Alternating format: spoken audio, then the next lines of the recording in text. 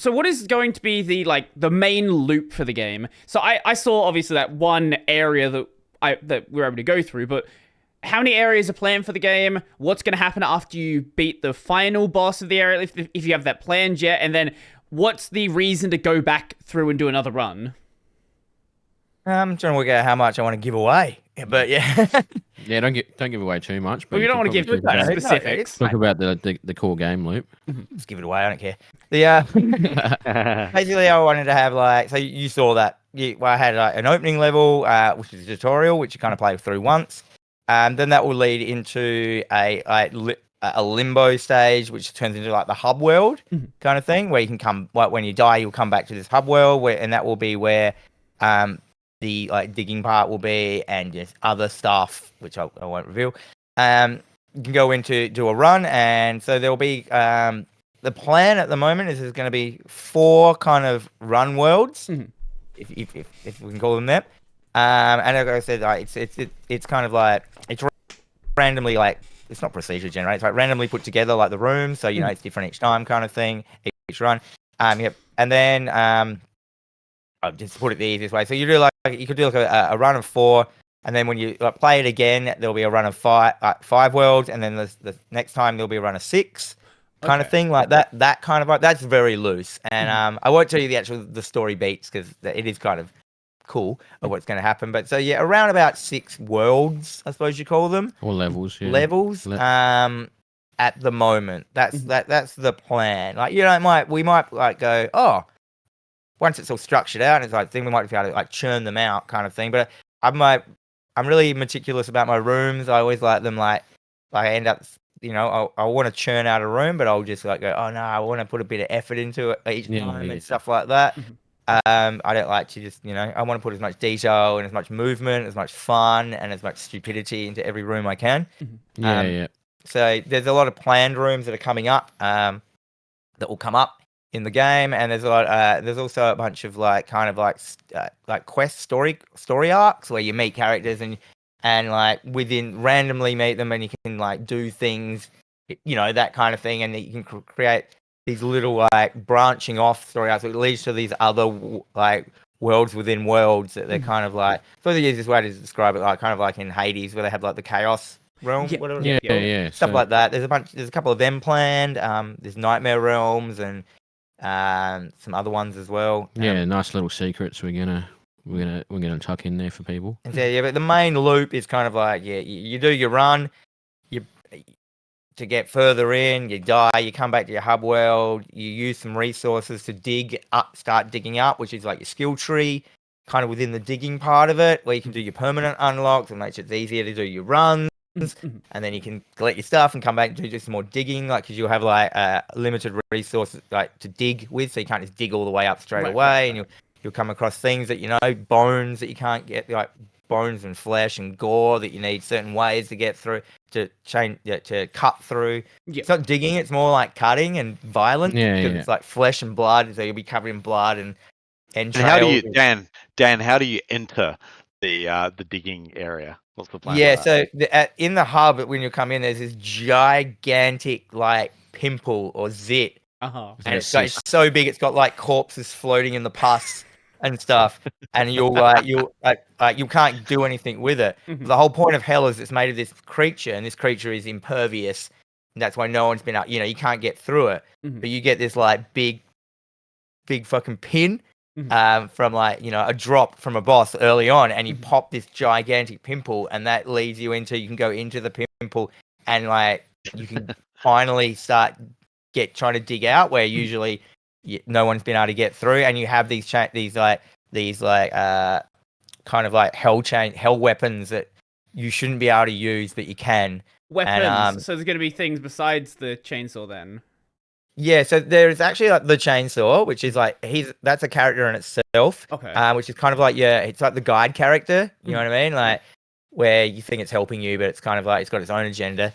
And that can transform, so it can basically just morph between. You have to get these weapons, but I'm going on because I bloody love Doom. I love Doom so much, OG Doom. And obsessed with it. Brutal Doom, Doom mods and all that kind of stuff. So I'm doing the old have this vision. I just want the 9 weapons, like the 1, 2, 3, 4, 5, 6, 7, 8, 9 on the keyboard, like Doom. Mhm. So you'll be able to get different weapons, but they'll be like different types of, as in like it won't just be like another weapon kind of thing. It'll be like different type of weapon, how it works. Like, so you have like charge weapons, or and stuff like that. Like and you have your rocket launchers, but that will be an ammo based thing. So you can't just spawn it enough. You still have your core weapons of like your chainsaw with your weird projectiles and that, but you also have these weapons on top of these weapons kind of thing that you can use. It's going to be like changing weapons during a run. Yeah. Okay, Yeah, I don't think I've you seen can pick that. them up, yeah. I can't think of a game where I've seen that done before, like in this style of game. Like a first-person shooter. Yeah, no, I know. Yes, Yeah. I mean another like roguelite style game like this, because most of them it's either something like Enter the Gungeon, where you get a weapon and then you change weapon as you go, or like Binding of Isaac is similar in that fashion, or it's something like Hades, or I guess Dead Cells is similar in that, where in Dead Cells you will get a weapon and then you upgrade to a new weapon, so on and so forth. But then there's a game like you can only have 2 weapons in Dead Cells. Yeah. At a time. So yeah, I'm trying. I mean, But then Hades, you get one, it's still and in prototype stage. I just want to like get that 9 weapon thing. And you have your BFG as your 9, like you'll be able to get like a gun that just wipes out existence basically, and then there won't be like, I'm gonna have the shotgun, because you have to have a shotgun if you're going to hell and you love Doom and you need a shotgun. So, but that'll have its like its downsides and its upsides. It'll have like the shotgun in Doom, where you can't just fire where and then but we'll have like more ridiculous guns, but you'll have the shotgun, but you'll be able to get like versions of that shotgun within that slot, you know what I mean? Like, so you could have like, you have your shotgun, but then you might get like the better shotgun, but you can only have one shotgun. You know what I mean? Like, so you have 9 weapons, but like different versions of those weapons, so you can get them. Yeah, and I think we're going to have like modification items and stuff that can do crazy stuff to the ammo or the weapon or other parts of the game. Because you saw, I don't know if did you get to the mutator? Is that the thing you climb in just for the boss? Yeah, it looks like a fleshlight. Yes, I got there. I was confused about what I had to do when I got to that bit. Yeah. Well, in the game it'll be more obvious, but that will be where you can upgrade and mutate the stuff you already have.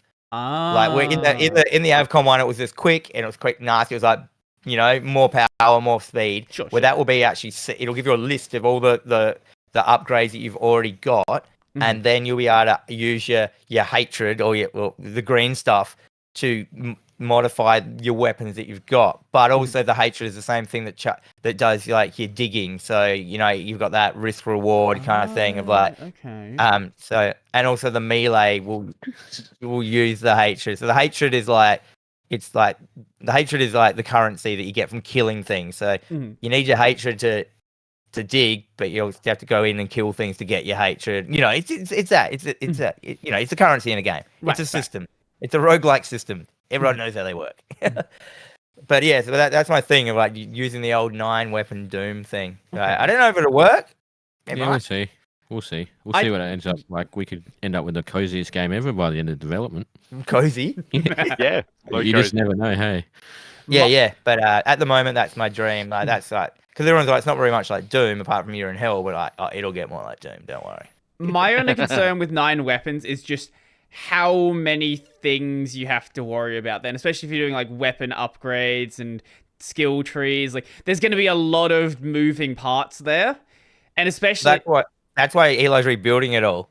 Right. So it's just like, it's the like him, because he knows this now, he can just build it out that it's all kind of one thing. Like, it's just like, it might be a weapon, but it's just basically a sprite change and it'll be like building a prefab of a weapon that you can then swap out with other weapons. Yeah, but there'll be the balance and stuff like that. Yeah, the balance is where it becomes a design challenge. I've got a good eye for that. I got a good eye for that stuff, I think. Yeah, you do. No matter what you do, I guarantee there's going to be some sort of configuration that is completely busted. Like, yeah. Like I hope there is. Like a meta build, yeah. Have you played Binding of Isaac? Have you seen that's fair. Well, I'm thinking something like... I want that that to happen. I want like it to have breakable versions of it. Yeah. And it won't matter because like you'll finish it and you'll come back and like the next time you play it, that won't happen. So it's not going to be like, look how OP I am, and like, yeah, great, you did one run, Sure. Yeah, and you that's- did it. Like, you know what I mean? Like, The cool thing about that is it means people will play your game enough to figure stuff out, and then Right. other people are going to try and replicate that and go, "Oh, that looks awesome! I want to get to that OP build." Like, yeah, or and then having different ones in there, and like having emergent gameplay from combining different things is awesome too. So I think we have like 80 or 90 items in it now that all work off each other, and no one really thought they didn't work. You know what I mean? Like, but yeah, and we've got plans for like a lot more. But it's the whole thing. Once Eli's built this thing out, I can just go crazy. You know what I mean? Like, I can just start doing those weapons I couldn't do before, like my cat bombs and like my goatsy bombs that pull out like the ground with its fingers and sucks everything in. Like, oh, that just gave me an idea. yeah, and like those horrible things, like, and that is the most disgusting thing in the world. But like in a game, like if you don't know what goatsy is, it doesn't mean anything. Like you just have to know. And then we haven't even talked about like the horror aspect and the references in it, and like the parodies of all like the horror that I love, and like I'm the thing a massive horror fan. So many of the rooms and the items. Also, Dan loves Doom, in case nobody realised.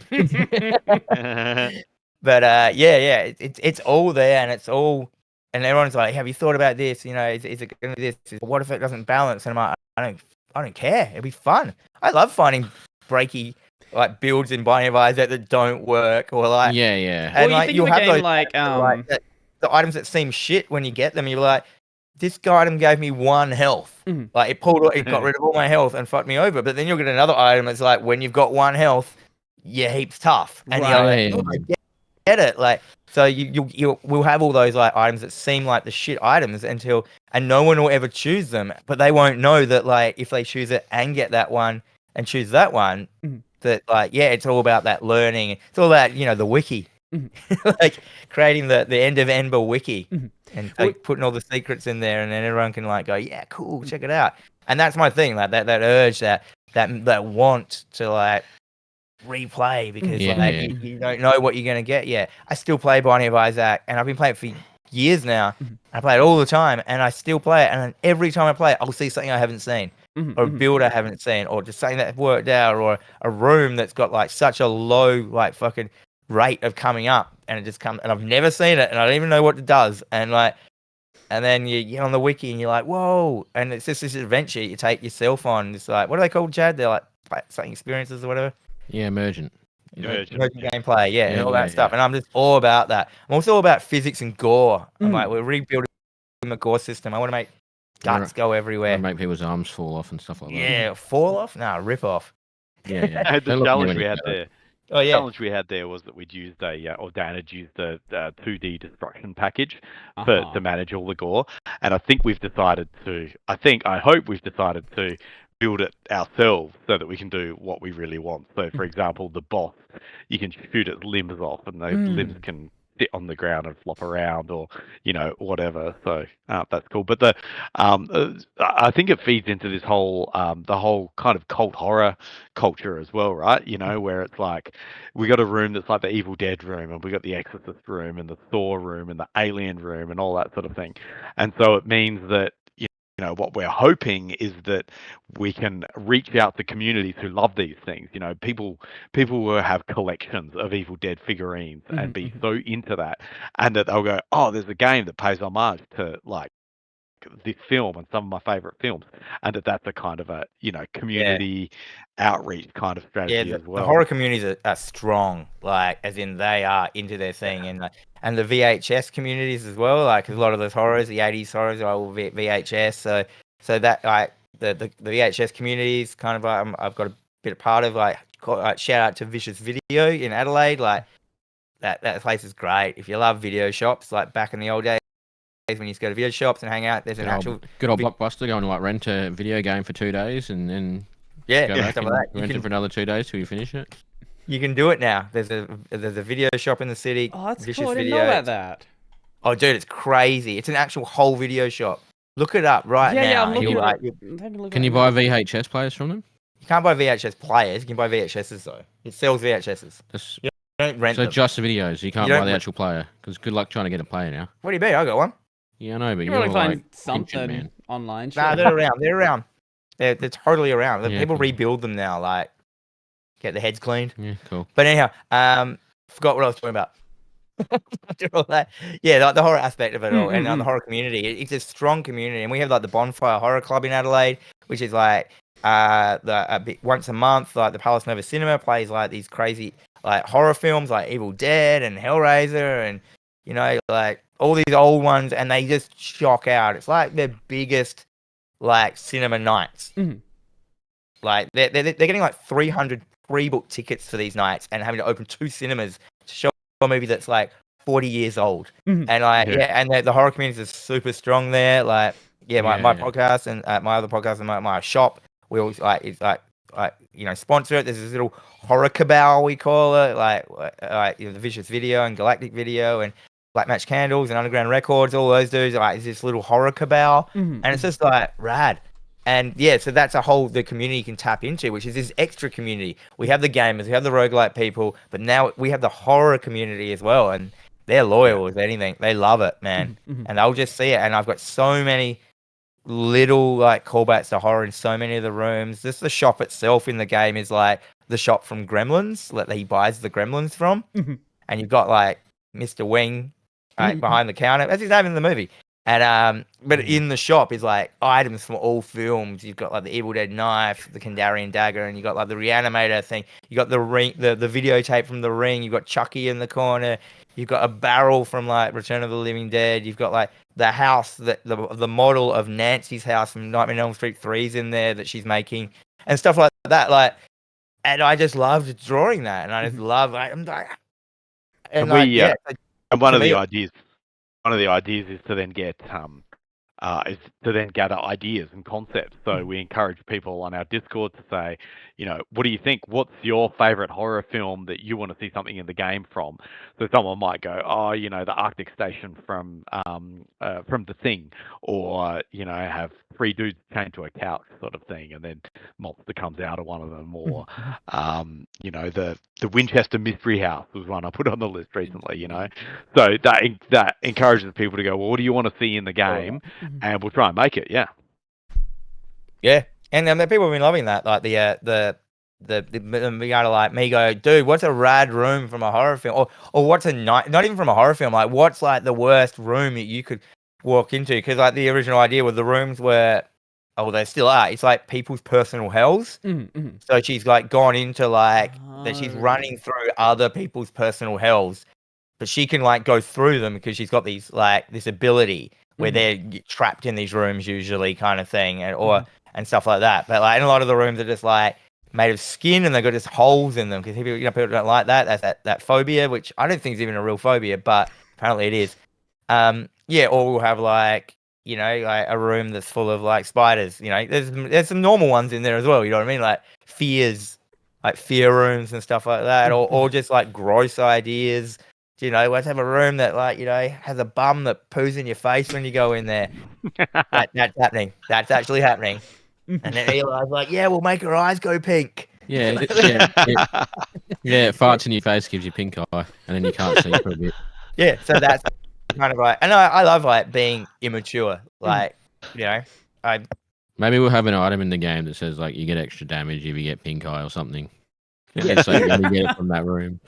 But yeah, stuff like that. Like, you know, those one-off times where you get that one-off item at the one with the best run, and you're like, oh, we've already got like bits and there's like secrets in the game. Like if you go into a room with a certain follower from like, we got the Phantasm balls. They're these little balls from a movie called Phantasm. If you go into the room which is from Phantasm and you go through these poles, like this character from the game appears and he gives you an item. You can only ever get like that. And so far, that's not ever happened to me. Like I've never had that item and I've never got that room at the same time.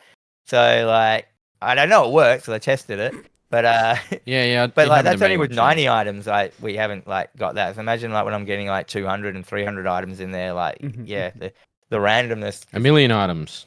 Not a million. Yeah, how much art you want to do? What's that? I said however much art you want to do. Well, items and stuff isn't that like, it's just an idea. Sure, and it's sure. just like, like, and then I'm just like, oh, I could do this and that. Eli, can you put that in there? And he's like, oh yeah, cool. Because he knows how I think and he knows how the items work. So it's just a matter of like tweaking, that item to do that. And this item affects that. Because I've already told him like, I want everything to be like able to affect everything. So I don't just want like, you can get health. I want like, you can get different sorts of health, which is kind of standard. But I want like stuff like you can get an item that makes like, if you've got more health, you hurt more. Or if you've got less health, you hurt more. And stuff like that, you have more damage. So everything's linked to itself. Right. So you can just make these just like anything. You can just do it like stupid stuff as well. Like, the more like, I can't even think of anything offhand, but if you've got like this weapon and this heart, you can just do like, it will affect this and it wouldn't affect it usually. But the fact you've got that build, like. Yeah, like some might be like the less health you have, the more damage you do is an example. That's a very simple example, but it's like trying to create these like balances with risk versus reward. You got stuff like Nightmare Reaper, that game that I love. Like the other stuff I think is like procedural weapons. So you have the weapon and it procedurally just gives you the stats of them. Like Borderlands, yeah. Yeah, Borderlands. I was just thinking of that before. I was like, could we do that for this? But I don't think it's too much. Or I'm just not much of a stats person, like text dialogue, where a couple of people ask me like, what's like the percentage of damage on this weapon? And I'm like, I don't know. Like, but I know what it does. But like, I'm not that person who, like, when I'm playing these games, I read all the stats because a lot of the time I start looking at them and I'm like, oh, I'm lost on what I need to do. And I love the games where if it's green, it's stronger than the one you've got. Right, right. I'm all about that. That's all I need. Better, done. It's in there. Like, or even better is Diablo, where you get auto equip if it's stronger. Yep, cool. Yep. Don't even make me have to equip it. Just give it to me, put it in my hand. Yeah, but that's I don't want to do that. But like, I'm a simple person. Like, I'm not a maths player. Like, I don't want to like sit there and work out that thing. Even though I do play a lot of roguelites, which involve a lot of that. But a lot of the time, it's just like, no, I can see that's rada. I can see that's cool. Yeah. Look, it's like when they die, bugs come out of them and they fight for me, those bugs. That's cool. I didn't need to know how much those bugs hurt them. And then I'll get a thing. It's like, this makes bugs stronger. I'm like, cool, I've got bugs. Like, you know what I mean? I'm a simple man with simple things.